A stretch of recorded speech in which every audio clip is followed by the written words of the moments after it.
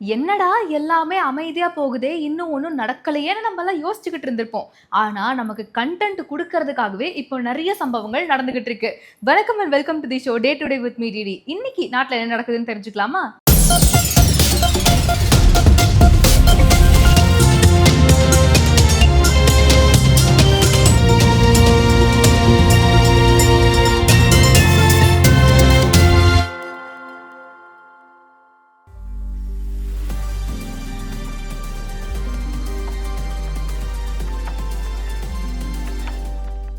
நாடு நல்லா இருக்க நாளும் நேரமும் தெரியாமல் உழைக்கும் தலைவா, உங்கள் பிறந்த நாள் தேசத்தின் வளர்ச்சி நாள். திரு வி ரமேஷ் அட்வொகேட், மத்திய சென்னை மேற்கு மாவட்ட பொதுச் செயலாளர், அண்ணா நகர் சட்டமன்ற பொறுப்பாளர். நேத்து ஒரு சிறப்பான நாள். பாரத பிரதமர் நரேந்திர மோடி அவர்களுடைய பிறந்த நாள். அதை தொடர்ந்து இந்தியா முழுக்க நிறைய கொண்டாட்டங்கள் இருந்தது. நிறைய உலக நாட்டு தலைவர்களும் நம்ம இந்தியாவிலேயே அரசியல் தலைவர்களும் பொதுமக்களும் எக்கச்சக்கமான பேரு பல வாழ்த்துக்களை தெரிவிச்சுக்கிட்டே இருந்தாங்க. நேத்து ஃபுல்லாவே ஒரே கொண்டாட்டமா போச்சு அப்படின்னு தான் சொல்லணும். அப்படி எல்லாரும் கொண்டாடிக்கிட்டு இருக்கப்போ அதுல ஏதாவது திருஷ்டி படுற மாதிரி ஒண்ணு பண்ணணும் இல்லையா? அப்படி பார்த்தோம் அப்படின்னா இந்த சோ கால்ட் இன்ஃப்ளூயன்சர்ஸ் சொல்லக்கூடிய சிலர், அதுல குறிப்பிட்ட ஒரு நபர்னு வச்சுக்கோங்களேன், துருவராத்தி அவர் நேத்து ஒரு ட்வீட் போட்டிருக்காரு. என்ன அப்படின்னா, மோடி அவர்களுடைய பிறந்த நாளுக்கு யாருமே பெருமளவுல வாழ்த்துக்கள் சொல்லவே இல்லை, பாவம். அதனால என்ன பண்ணிருக்காங்கன்னா, செலிபிரிட்டிஸா இருக்கட்டும் இல்ல பொலிட்டிக்கல் லீடர்ஸா இருக்கட்டும், இவங்களுக்கெல்லாம் காசு கொடுத்து இல்ல ஃபோர்ஸ் பண்ணி இவங்களை விஷ் பண்ண வச்சிருக்காங்க அப்படின்ற மாதிரி ஒரு பதிவை போட்டிருக்காரு.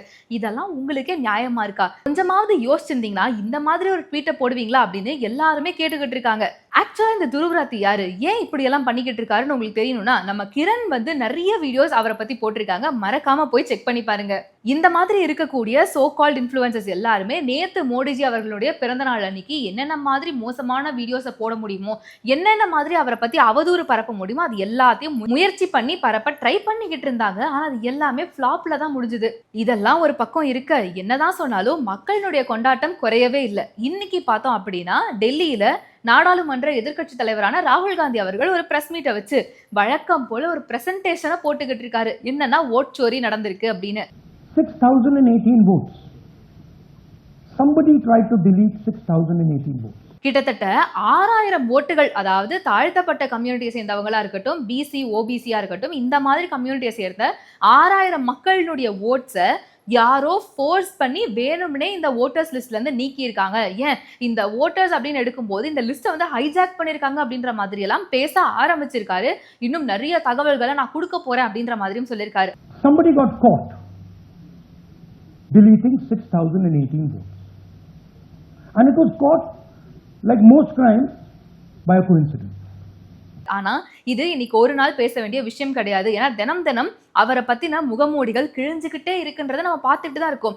இருந்தாலும் இவருடைய விடாமுயற்சியை நம்ம பாராட்டியே ஆகணும். ஏற்கனவே பீகார் ஓட்சோரின்னு எடுத்துப்போம். நீங்க என்னென்ன விஷயங்கள் சொன்னீங்க, ஒரே அட்ரஸ்ல பல பேர் இருக்காங்க, ஒரு ஃபேமிலிக்கே ஓட்டர் ஐடியே இல்ல, பேர் மாத்தி இருக்கு, அந்த மாதிரி நிறைய விஷயங்கள் சொன்னீங்க. அது எல்லாத்துக்கும் எலெக்ஷன் கமிஷன் சார்பில் ஒரு சரியான ஆதாரம் கேட்டப்போ, ஆதாரமெல்லாம் எங்க கிட்ட இல்ல, நாங்க மக்கள் கிட்ட பேசிக்கிறோம்னு சொல்லி ஏதேதோ மழுப்புனீங்க. இப்ப வரைக்கும் அதுக்கான ஆதாரத்தை ப்ராப்பரா சமர்ப்பிக்கவே கிடையாது.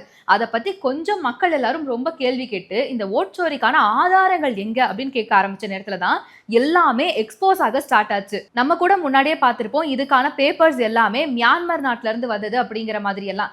இந்த கேள்விகள்லாம் வர ஆரம்பிச்ச சமயத்துல தான் நம்ம ராகுல் காந்தி அவர்கள் எடுத்தேன் பாரு ஓட்டம் அப்படின்னு சொல்லி மலேசியாவுக்கு எஸ்கேப் ஆனாரு. இப்போ அங்க போய் என்ன பேசினாரு, என்ன நடந்துச்சுன்றது எல்லாமே தெரியல. இப்போ என்னடான்னு பார்த்தா மறுபடியும் ஓட் சோரி அப்படிங்கிற ஒரு விஷயத்த கையில எடுத்து பேச ஆரம்பிச்சிருக்காரு. இவர் பண்ணக்கூடிய எல்லா விஷயத்தையும் நான் எக்ஸ்போஸ் பண்ணியே தீருவேன்னு சொல்லி உங்களுக்காக முக்கியமான வீடியோக்களை ரெடி பண்ணிக்கிட்டு இருக்காரு நம்ம கிரண். அவருடைய அடுத்தடுத்த வீடியோஸ் வரப்போகுது நம்ம சேனல்ல, மறக்காம செக் பண்ணி பாருங்க. இப்போ இந்த பிரஸ் மீட்னு எடுத்துக்கிட்டோன்னு வச்சுக்கோங்களேன், போலி மொபைல் நம்பரை வச்சு வாக்காளர்களை நீக்கியிருக்காங்க அப்படின்னு சொல்லி ஒரு 12 பேரை ஸ்டேஜுக்கு கூப்பிட்டு பேச வச்சிருக்காராமா. உடனே இந்த சோ கால் சோஷியல் மீடியால இருக்கிறவங்களும் சில செய்தி நிறுவனங்களும் எல்லாத்தையும் அம்பலப்படுத்திய ராகுல் காந்தி அப்படிங்கிற மாதிரி பயங்கரமா வைரல் பண்ணிக்கிட்டு இருக்காங்க. ஆனா மறுபடியும் சொல்லக்கூடிய விஷயம், இந்த 12 பேர் யாரு, அவங்களுக்கு பின்னாடி இருக்கக்கூடிய பேக்ரவுண்ட் என்ன, எதனால இதெல்லாம் நடக்குது அப்படின்றது கூடிய சீக்கிரமே தெல்ல தெளிவா தெரிய போகுது. ஏன்னா முன்னாடி இந்த ஓட் சோரி பத்தி பேசினப்பையும் ஒரு சில குறிப்பிட்ட நபர்கள் பேட்டி எல்லாமே கொடுத்திருந்தாங்க. ஏன் பெண் ஒருத்தவங்களே ஒரு பேட்டி கொடுத்திருந்தாங்க, ஆமா என்னுடைய ஓட்டே இல்ல அப்படின்ற மாதிரி. ஆனா அதுக்கப்புறம் அவங்க கிட்ட கேட்டப்ப என்ன தெரிஞ்சது, என்னை இப்படி பேச சொன்னாங்க, நான் பேசினேன் அப்படின்ற மாதிரி அவங்க சொல்லியிருந்தாங்க இல்லையா. இந்த மாதிரி நிறைய உண்மைகள் இன்னும் கூடிய விரைவில் வெளிவர போகுது. ஆனா அதுக்குள்ள இந்த ஓட்சோரி பத்தி மக்களை எந்த அளவுக்கு கிளப்பி விட முடியுமோ அதுக்கான வேலையை ராகுல் காந்தி பாக்குறாரோ இல்லையோ, இந்த சோசியல் மீடியால இருக்கிற சில இன்ஃப்ளூயன்சஸ் இருக்காங்க இல்லையா, அவங்க நல்லாவே பாப்பாங்கன்னு மட்டும் தெரியுது. பீகார்ல தேவையில்லாம இந்த விஷயத்த ஆரம்பிச்சு மொக்க வாங்கினதெல்லாம் பத்தாதுன்னு இப்ப கர்நாடகால இருக்க ஆலன் தொகுதியில 2023 தேர்தலில் நடந்த மோசடிகளை தான் நான் சொல்லிக்கிட்டு இருக்கேன் அப்படின்ற மாதிரி நிறைய விஷயங்களை ராகுல் காந்தி அவர்கள் பேச ஆரம்பிச்சிருக்காரு. அது மட்டும் கிடையாது, தேர்தல் ஆணையத்துக்கு அவர் ஒரு வாரம் கெடுவும் கொடுத்திருக்காரு. இந்த ஒரு வாரத்துக்குள்ள நீங்க சிஐடிக்கு இந்த தேர்தல் முறைகேடுகள் பத்தின எல்லா ஆதாரத்தையும் நீங்க சமர்ப்பிக்கணும். இல்ல அப்படின்னா நீங்க மக்களையும் ஜனநாயகத்தையும் பாதுகாக்கலன்னு தான் மக்கள் நம்புவாங்க அப்படிங்கிற மாதிரி ரொம்ப டெரிஃபிக்கா பேசியிருக்காரு. ஆனா ஏற்கனவே பீகார்ல நடந்த எல்லா விஷயத்துக்கும் நீங்க மொக்க வாங்கினதை வச்சு ராகுல் காந்தி அவர்களை நம்பவே கூடாதுன்னு மக்கள் பேசிக்கிட்டு இருக்காங்களாமே, இதை எப்படி அவருக்கு சொல்லி புரிய வைக்கிறதுன்னு தான் தெரிய மாட்டேங்குது. சரி, அப்படியே தமிழ்நாட்டுக்கு வந்தோம்னு வச்சுக்கோங்களேன். ஏற்கனவே பீகார்ல இந்த ஓட்சோரின்னு ஒரு விஷயத்த சொன்னப்போ என்னன்னே தெரியாம நம்மளுடைய முதல்வர் மு.க. ஸ்டாலின் அவர்கள் சப்போர்ட்லாம் பண்ண போனாரு. ஆனா அதுக்குள்ள அவருடைய அரசியல் ஆதாயமும் இருந்துச்சுன்னு ஊருக்குள்ள சிலர் பேசிக்கிட்டாங்க.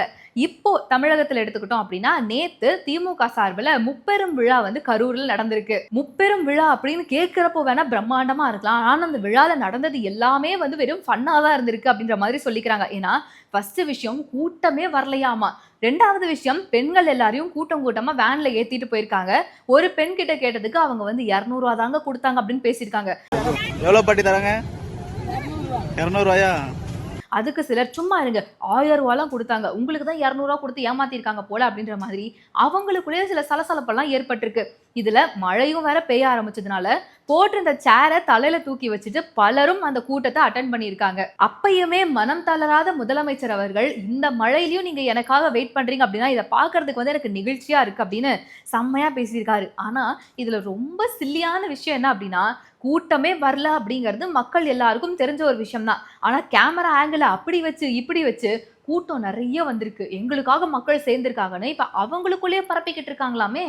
இந்த முப்பெரும் விழாவை பத்தி ஆல்ரெடி நிறைய மீம்ஸ் எல்லாம் சோசியல் மீடியால பரவிக்கிட்டு இருக்க. இப்ப மக்கள் எல்லாம் என்ன பேசுறாங்கன்னா, எங்களுக்கு ஒரு விஷயம் நல்லா தெரிஞ்சு போச்சு, இந்த தேர்தல் வர வரைக்கும் மக்களுக்கு என்ன தேவை, மக்களுக்கு என்ன செய்யணுங்கிறத முதல்வர் யோசிக்கிற நிலைமையிலே கிடையாது. அடுத்து இவர் என்ன பண்ண போறாரு, ராகுல் காந்தி அவர்கள் தான் கண்டென்ட் ஒன்று கொடுத்துட்டாரு, உடனே இந்த ஓட்சோரிக்கு நான் சப்போர்ட் பண்றேன் அப்படின்னு சொல்லி எதையாவது ஒண்ணு பண்ணதான் போறாரே தவிர கடைசி வரைக்கும் தமிழக மக்களை இவர் கண்டுக்கவே மாட்டாரு அப்படின்ற மாதிரி பேச ஆரம்பிச்சிருக்காங்க. இன்னைக்கு 9 years ஆஃப் உரி அட்டாக், அதாவது 2016 செப்டம்பர் 18ஆம் தேதி ஒரு மோசமான நிகழ்வு நடந்தது. ஜம்மு காஷ்மீர்ல இருக்கக்கூடிய உரி அப்படிங்கிற பகுதியில நம்ம இந்தியாவினுடைய லைன் ஆஃப் கண்ட்ரோலை தாண்டி 4 தீவிரவாதிகள் இந்திய ராணுவ வீரர்களை போலவே உடை அணிஞ்சிட்டு வந்து ஒரு தாக்குதலை நடத்தியிருக்காங்க. அங்க நடந்த மோசமான தாக்குதல்ல தூங்கிக்கிட்டு இருந்த 19 ராணுவ வீரர்கள் கொல்லப்பட்டாங்க. அது மட்டும் இல்லாம 30க்கும் மேற்பட்டோர் காயமடைஞ்சாங்க. மறுபடியும் நம்ம இந்தியா பதிலடி கொடுத்ததுல அந்த 4 தீவிரவாதிகளுமே சுட்டுக் கொல்லப்பட்டாங்க. இந்த அட்டாக்கு ஜெய்ஷ் இ முகமது அமைப்பு தான் வந்து பொறுப்பேற்றுக்குச்சு. இந்த ஒரு விஷயம் இந்தியா முழுக்க பெரிய அதிர்வலைகளை ஏற்படுத்துச்சு. உலக நாடுகளும் கண்டனம் தெரிவிச்சுட்டு இருந்துச்சு. செப்டம்பர் 18 இந்த விஷயம் நடக்க செப்டம்பர் 26 அந்த தேதிகளிலேயே திரும்பவும் உரி கவுண்டர் ஸ்ட்ரைக் நடந்தது. இந்த மோசமான உரி அட்டாக் நடந்த அடுத்த ஒரு 10 நாட்கள்லயே செப்டம்பர் 28ஆம் தேதிக்குள்ளேயே பார்த்தோம் அப்படின்னா இந்தியா சார்பில் உரி தி சர்ஜிக்கல் ஸ்ட்ரைக் அப்படிங்கிற ஒரு விஷயத்த பிளான் பண்ணாங்க. திரும்பவும் அவங்களுக்கு ஒரு அடி கொடுத்தே ஆகணும் அப்படின்னு. இதுக்காக இந்திய ராணுவ வீரர்களை தயார்படுத்தி நம்ம லைன் ஆஃப் கண்ட்ரோலை தாண்டி பாகிஸ்தான் ஆக்குபைட் காஷ்மீர், அதாவது POK-க்குள்ள நம்ம ராணுவ வீரர்கள் போனாங்க. அங்க இந்த அமைப்பை சேர்ந்த தீவிரவாதிகள் எங்கெல்லாம் இருக்காங்களோ அவங்களுடைய முகாம்களை குறி வச்சு சுட்டு அவங்க எல்லாத்தையுமே அழிச்சாங்க. எந்த ஒரு உயிரிழப்பும் இல்லாம நம்ம இந்திய ராணுவ வீரர்கள் திரும்பவும் வந்தாங்க. இந்த ஒரு செயலுக்காக பிரதமர் மோடி அவர்கள் ராணுவ வீரர்களை ரொம்ப வெகுவாவே பாராட்டினாரு. இத பத்தி பாகிஸ்தான் கிட்ட கேட்டப்ப அப்ப அவங்களும் என்ன கேவலமா சமாளிச்சாங்க அப்படின்னா, இல்ல இது வந்து சர்ஜிக்கல் ஸ்ட்ரைக் எல்லாம் கிடையாது, எல்லையில நடந்த சாதாரண துப்பாக்கி சூடு தான், இதுக்கெல்லாம் வந்து நாங்க பொறுப்பேற்றுக்க மாட்டோம் அப்படின்ற மாதிரி நிறைய மழுப்புனாங்க. இருந்தாலுமே இந்தியா சார்பில் கொடுக்கப்பட்ட ஒரு முக்கியமான பதிலடியில இந்த உரி தி சர்ஜிக்கல் ஸ்ட்ரைக்கும் ஒண்ணு. இத பத்தி ஒரு படம் கூட வந்திருக்கு, மறக்காம அதை செக் பண்ணி பாருங்க.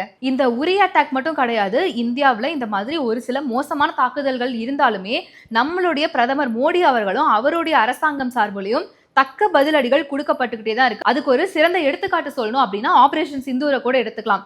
அந்நிய நாட்டுல இருந்து நம்ம நாட்டுக்குள்ள தாக்குதல் நடக்குது, நம்ம அதுக்கு பதிலடி தரோன்றது ஓகே தான். ஆனா நம்ம நாட்டு மக்களை எதிரா திருப்பி விடணும்னு ஒரு சில மோசமான செயல்களை செஞ்சுக்கிட்டு இருக்காங்க. அது எல்லாத்தையும் தான் இப்ப நம்ம ஒன்னொன்னா பாத்துக்கிட்டு இருக்கோம். இப்போ புதுசா மறுபடியும் ஆரம்பிச்சிருக்கிறது இந்த கர்நாடகாவுல ஓட்சோரி நடந்திருக்கு அப்படிங்கிறது தான். இதுக்கான உண்மையான ஆதாரங்களை அவர் எப்படி சமர்ப்பிக்க போறாரு அப்படிங்கறத நம்ம பொறுத்திருந்து பார்க்கணும். ஆனா மக்கள் எல்லாரும் சொல்லிக்கிறது மறுபடியும் இவர் எலெக்ஷன் கமிஷன் மேலேயே ஒரு பெரிய குற்றச்சாட்டை வைக்கிறாரு அப்படிங்கிறப்போ இது ஒரு மோசமான டிஃபமேஷன் அப்படின்னு சொல்லிக்கிட்டு இருக்காங்க. ராகுல் காந்தி அவர்களுடைய இந்த ஓட்சோரியை பத்தி நீங்க என்ன நினைக்கிறீங்க அப்படிங்கறத மறக்காம கமெண்ட்ஸ்ல சொல்லுங்க.